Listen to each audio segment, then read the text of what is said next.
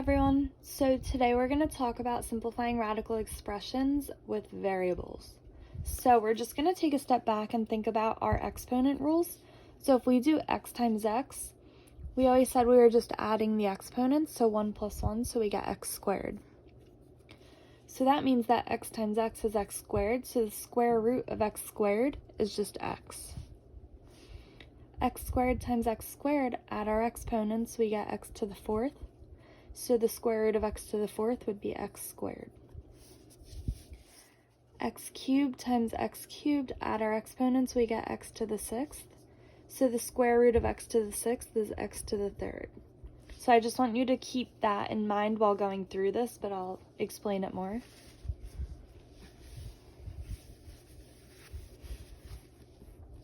So if we have the square root of x to the 10th, how do you figure it out? So before we were looking at like the square root of 64 is 8 because 8 times 8 is 64. But all you have to do with exponents is divide your exponent by 2. So 10 divided by 2 is x to the 5th. And that's our answer because x to the 5th times x to the 5th, you add your exponents and it's x to the 10th. So you can always check your work by multiplying your answer by itself. So then the square root of x to the 12th, 12 divided by 2 is 6, you get x to the 6th. The square root of x to the 13th now, you look for the biggest number that goes into it. So if you have 13, 13 divided by 2 is 6 with a remainder of 1. Which means you get x to the 6th, but you still have 1x left in your square root.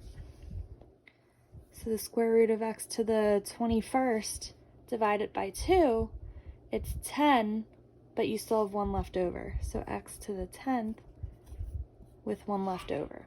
So anytime you have a negative or an odd exponent, you're going to have just 1 left over. So now let's look at some harder examples.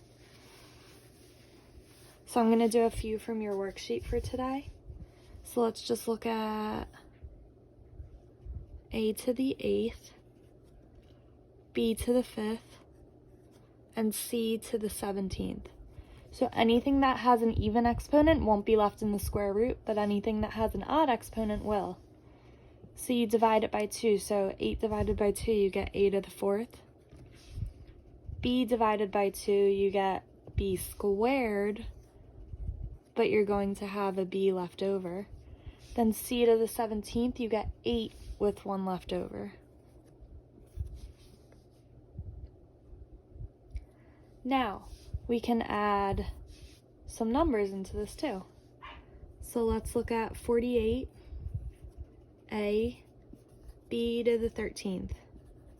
So I like to just focus on one part at a time, so I'm just going to focus on the number first.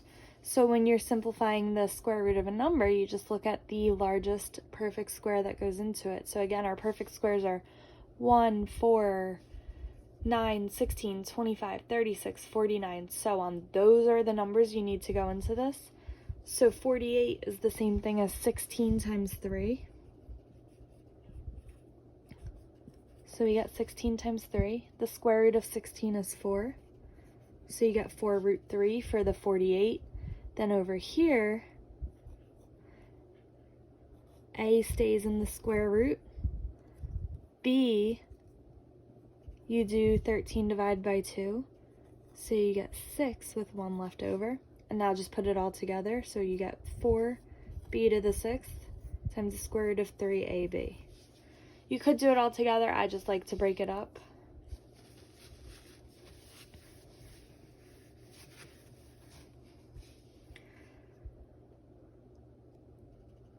Now you might have some instances where you have to multiply together. So let's look at an example of that.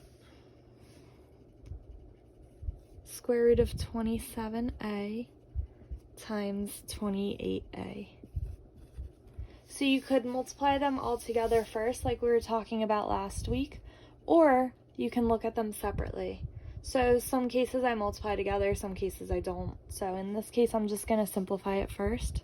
So 27 is the same thing as 9 times 3. 28 is 4 times 7. The square root of 9 is 3, so 3 root 3. The square root of 4 is 2 root 7. So now we have 3 root 3a times 2 root 7a. And now we multiply them together. So 3 times 2 gives us 6. 3 times 7 is 21. A times a is a squared. So now when you re-simplify it, recheck your variables. 21 can't be simplified further, but an a comes out because 2 divided by 2 is 1. So you get 6a root 21. Let's look at one more. Square root of 10a cubed times the square root of 2a to the 4th times the square root of 12a to the 5th. So this one, I'm going to choose to just multiply everything together. So 10 times 2 times 12 gives us 240. Now when you multiply your variables, you just add your exponents. So 3 plus 4 plus 5 gives us a to the 12th. So now looking at 240, that is the square root of 16 times the square root of 15. Square root of 16 is 4, root 15, a to the 12th. You divide the 12 by 2, so you get a to the 6th. So we have 4, a to the 6th, root 15. So again, we're doing the same things with our numbers, just simplifying those out by looking at the biggest perfect square that goes into them. We're just adding in variables, and you divide your exponents by 2 to see what you can pull out. Let me know if you have any questions.